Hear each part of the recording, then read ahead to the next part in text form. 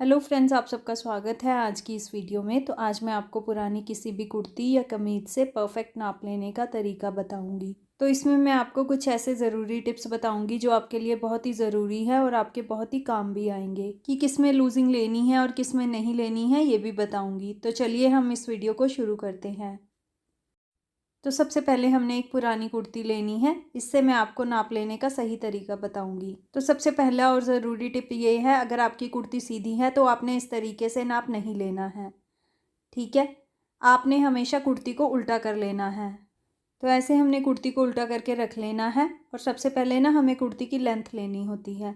तो लेंथ हम ऊपर शोल्डर से यहाँ से लेते हैं और नीचे की तरफ आप नाप लीजिए जितनी भी आपकी कुर्ती की लेंथ आ रही है।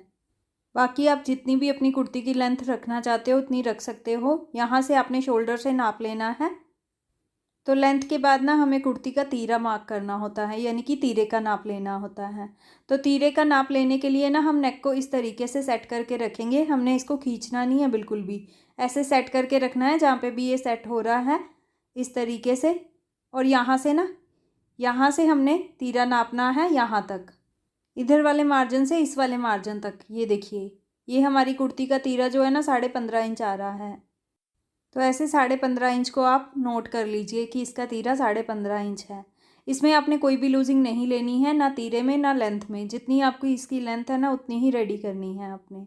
ठीक है, तो अब बारी आती है चेस्ट के साइज़ की। तो चेस्ट का जो साइज़ है ना वो हम ऐसे, आर्म होल जहाँ पे ख़त्म होता है ना वहीं से हमने चेस्ट का साइज़ लेना होता है।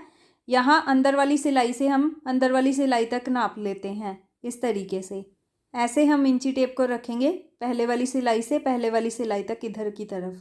ये देखिए 19.5 इंच आ रही है हमारे पास यहाँ पे चेस्ट का जो साइज़ है। जो अंदर वाली सिलाई होती है ना हमारी पहले वाली, वही फिटिंग की सिलाई होती है। ठीक है, तो ये जो बाहर वाली सिलाई होती है ये एक्स्ट्रा सिलाई होती है। अगर हमें इन फ्यूचर यूज़ करना पड़े तो हम आगे वाली सिलाई को खोल देते हैं और पीछे वाली ऐसे ही रह जाती है। इसीलिए हम एक सिलाई एक्स्ट्रा लगाते हैं बाहर की तरफ, लेकिन हमने जो साइज़ लेना है चेस्ट का वो आगे वाली सिलाइयों से लेना होता है। तो यहाँ पे हमारे पास 19.5 इंच चेस्ट का साइज़ आ रहा है अंदर वाली सिलाई से अंदर वाली सिलाई तक। तो सबसे पहले हमें लेंथ लेनी होती है। तो लेंथ जितनी भी आपकी आई है, मान लीजिए हमारे पास यहाँ पे 46 इंचज़ रेडी नाप है कुर्ती का, तो हमने यहाँ पे 46 इंचज़ लिख लेना है। ये हमारी कुर्ती का रेडी साइज़ है। तो लेंथ के बाद हमने नापा था तीरा, तो तीरा हम यहाँ पे 15.5 इंच लिख देंगे। इसमें भी कोई लूजिंग नहीं डालेंगे, नो लूजिंग। हमने 15.5 इंच ही तीरा कट करना है। तो तीरे के बाद हमारे पास आ जाता है चेस्ट का साइज़। तो चेस्ट का साइज़ हमारे पास यहाँ पे 19.5 इंच आया है। इसमें भी हमने कोई लूजिंग नहीं डालनी है क्योंकि ये जो कुर्ती है ऑलरेडी लूजिंग डाल के बनी हुई है। इसीलिए हमने 19.5 इंच ही रेडी करना है चेस्ट का साइज़, और इतनी ही कटिंग भी करनी है। तो इसके बाद हम कमर मार्क करेंगे और उसके बाद हिप। तो अभी मैं आपको बताती हूँ उसको भी आपने कैसे नापना है। तो कमर का साइज़ लेने के लिए हम कुर्ती को थोड़ा सा ऊपर कर लेते हैं और ये हमारे पास आ गया कमर का मार्क। और ये जो कट है ना हमारा, ये वाला कट कमर का मार्क होता है, ये वाले कट तक। तो यहाँ से हमें कमर को भी नाप लेना है अंदर वाली सिलाई से अंदर वाली सिलाई तक। ये देखिए हमारे पास यहाँ पे 17.5 इंच कमर का साइज़ आ रहा है, रेडी साइज़ आ रहा है ये भी। तो यहाँ पे हम 17.5 इंच कमर को भी नोट कर लेते हैं। इसमें भी हमें कोई लूजिंग नहीं डालनी है, जैसे मैंने आपको बताया कि कुर्ती हमारी ऑलरेडी लूजिंग डाल के बनी हुई है। तो कमर के बाद हमें हिप का साइज़ लेना होता है। तो हिप के साइज़ के लिए हम कुर्ती को थोड़ा सा और ऊपर कर लेते हैं। तो ये आ गया हमारे पास हिप का साइज़। तो हिप का जो साइज़ है ना वो हम इस तरीके से, ये स्लिट्स के कॉर्नर से ना, एक स्लिट्स के कॉर्नर से दूसरे स्लिट्स के कॉर्नर तक, कुर्ती में कोई भी बल नहीं होना चाहिए जब आप इस तरीके से नाप ले रहे हैं। ऐसे बिल्कुल परफेक्ट साइज़ आएगा हिप का भी, इस तरीके से स्लिट्स के कॉर्नर से दूसरे स्लिट्स के कॉर्नर तक। ये देखिए हमारे पास 21 इंच आ रहा है यहाँ पे हिप का साइज़। तो यहाँ पे हम हिप का जो साइज़ है ना वो 21 इंच लिख लेते हैं। ठीक है, क्लियर हो गया आपको यहाँ तक। तो अब हमने देखना है कि ऊपर से हमारा जो चेस्ट वाला मार्क है वो कितने इंच पे आ रहा है। जैसे कई बार कटिंग के वक्त मैं आपको बताती हूँ ना, ये 7.5 इंच पे आता है आर्म होल और चेस्ट का मार्क। तो कई बार किसी कुर्ती का ना 7 इंच पे होता है। तो हमारे पास ये कुर्ती है, हम इससे साइज़ ले सकते हैं कि कितने इंच पे हमारे पास चेस्ट का साइज़ आ रहा है। तो इस कुर्ती में भी 7.5 इंच पे ही चेस्ट और आर्म होल का मार्क है, ये देखिए। ठीक है, क्लियर। तो अब हमने ये भी लिख लेना है, चेस्ट के साइज़ के आगे ना हम ये भी लिख लेंगे कि 7.5 इंच पे हमें चेस्ट का मार्क करना है, चेस्ट और आर्म होल का। तो ऐसे ही हमने कमर का भी देख लेना है कि कितने इंच पे हमारा ये कमर का मार्क आ रहा है। तो ऊपर की तरफ ऐसे ही मैंने इंची टेप को रखा है और ये देखिए कमर का जो मार्क है ना हमारे पास 15 इंच पे ही आ रहा है। तो कई बार किसी कुर्ती की कटिंग अलग तरीके से हुई होती है तो उनका जो कमर का मार्क होता है 14.5 इंच पे भी हो सकता है। तो इसीलिए हमें ये नापना ज़रूरी होता है। तो यहाँ पे हम कमर के साइज़ के आगे 15 इंच लिख लेंगे। तो जो भी हमारे पास कुर्ती रेडी आती है ना तो उस पर ये वाले कट लगे ही होते हैं, कमर पे ये वाला कट लगा होता है।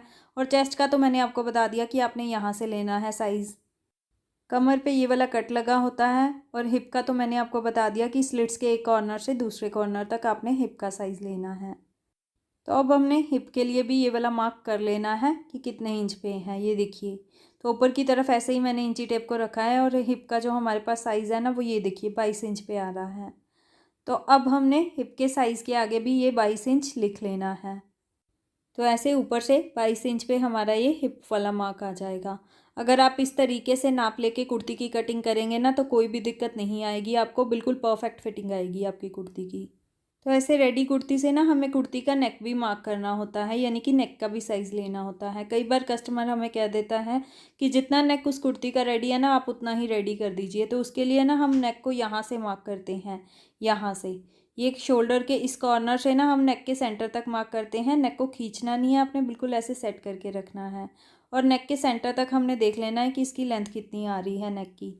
तो इसकी जो लेंथ है ना वो हम ऐसे तिरछे में देख रहे हैं क्योंकि ये थोड़ा ब्रॉड है और शॉर्ट भी है, ये देखिए पीछे से ये नेक शॉर्ट है इसीलिए इसका जो तीरा है वो 15.5 इंच कट किया गया है।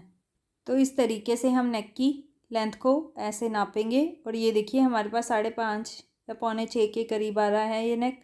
तो यहाँ पे ना हम लिख लेंगे नेक की जो लेंथ है वो 5.5 इंच है, ठीक है। और ये फ्रंट की है, यहाँ पे आगे हम फ्रंट लिख लेंगे। तो अब हमें बैक के नेक की लेंथ देखनी है, तो बैक का नेक भी हम इसी तरीके से नापेंगे तिरछे में नेक के सेंटर तक। तो नेक के सेंटर तक ना हमारे पास नेक की जो लेंथ है वो लगभग 4.5 इंच के करीब आ रही है। तो हमने यहाँ पे नेक की लेंथ लिख लेनी है 4.5 इंच और यहाँ पे आगे बैक नेक लिख लेंगे। तो जैसे हमने नेक को सेट करके रखा हुआ है, क्योंकि इसका ब्रॉड जो होता है ना नेक का वो बिल्कुल सेम होता है, ये देखिए ये ब्रॉड भी हम इसी तरीके से नापेंगे ऐसे। तो ये लगभग 7 इंच के करीब ब्रॉड है। तो हमने यहाँ पे नेक की ब्रॉडनेस को भी लिख लेना है। यहाँ पे हमारे पास 7 इंच नेक ब्रॉड आ रहा है। तो नेक के बाद बारी आती है स्लीव की। तो अब हमने स्लीव का साइज़ लेना है। तो स्लीव में सबसे इम्पोर्टेंट होता है आर्म होल। तो आर्म होल के लिए मैंने आपको फॉर्मूला बताया हुआ है कि जितना भी आपके पास रेडी चेस्ट का साइज़ है ना उसे आपने 5 से डिवाइड करना है। तो इस कुर्ती में हमारे पास जो चेस्ट का साइज़ है ना वो राउंड में है 39 इंच, यानी कि 19.5 का डबल लेंगे हम यहाँ पे। तो यहाँ पे हमें 39 इंच को ना 5 से डिवाइड करना है। हमारे पास जो भी आंसर आएगा ना उसे आपने आर्म होल की कटिंग के लिए यूज़ करना है। तो 39 को 5 से डिवाइड करने के बाद हमारे पास जो आंसर आएगा वो लगभग 7.25 इंच के करीब आ जाएगा, यानी कि 7 इंच 3/4, यानी कि 7.25 इंच हमने यहाँ पे लिख लेना है। इसीलिए हम आर्म होल का जो साइज़ है ना वो यहाँ से नहीं लेते हैं इस तरीके से। तो इसके लिए सिर्फ हमें चेस्ट के साइज़ को 5 से डिवाइड करना है। तो आपका बिल्कुल परफेक्ट आर्म होल आएगा, स्लीव बिल्कुल परफेक्ट चढ़ेगी, कोई भी दिक्कत नहीं आएगी आपको। तो अब हमें स्लीव की लेंथ लेनी होती है। तो जो स्लीव की लेंथ होती है ना वो हम ये वाली सिलाई से लेते हैं यहाँ से। तो यहाँ से ना हमने देख लेना है कि हमारे पास स्लीव की लेंथ रेडी कितनी आ रही है। तो इसमें हमारे पास 13 इंच रेडी आ रही है, तो हमने 13 इंच यहाँ पे स्लीव की जो लेंथ है ना वो लिख लेनी है।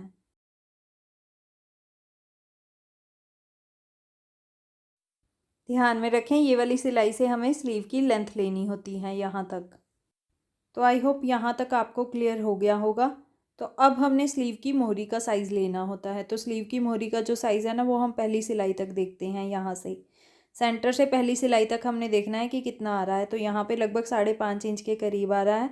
हमने यहाँ पे स्लीव की जो मोहरी है ना वो 5.5 इंच लिख लेनी है। ठीक है, क्लियर। तो ये हमारा बिल्कुल परफेक्ट नाप लेने का तरीका हो गया। ऐसे आपने साइज़ लेना है कुर्ती का।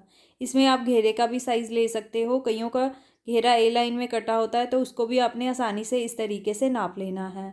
तो ऐसे आपने कुर्ती को सेट करके रख लेना है घेरे वाली साइड से। तो इसका जो घेरा है ना वो बिल्कुल हिप के बराबर ही है, बिल्कुल सीधा सीधा। लेकिन कई कुर्तियों का ए लाइन में कटा होता है, तो ए लाइन के घेरे को भी आपने इसी तरीके से नॉर्मल इंची टेप को रख के नाप लेना है। तो अगर आपका घेरा जो है ए लाइन में है तो उसको तो आपने इस तरीके से लिख लेना है। अगर आपका घेरा बिल्कुल हिप के बराबर है तो आपको लिखने की कोई ज़रूरत नहीं है। तो इस वीडियो में मैंने आपको पुरानी कमीज से बिल्कुल परफेक्ट नाप लेने के सही तरीके और सही टिप्स बता दिए हैं। आई होप आपको मेरे ये टिप्स बहुत ही पसंद आए होंगे और आपके बहुत ही काम भी आएंगे। तो मेरी ऐसी ही यूज़फुल वीडियोस देखने के लिए मेरे चैनल को सब्सक्राइब ज़रूर करें। और अगर आपको मेरा ये मेजरमेंट लेने का तरीका और मेरी ये वीडियो पसंद आई हो तो इसको लाइक और शेयर भी ज़रूर कीजिए। तो चलिए नेक्स्ट किसी और वीडियो के साथ मिलते हैं। Till then bye bye.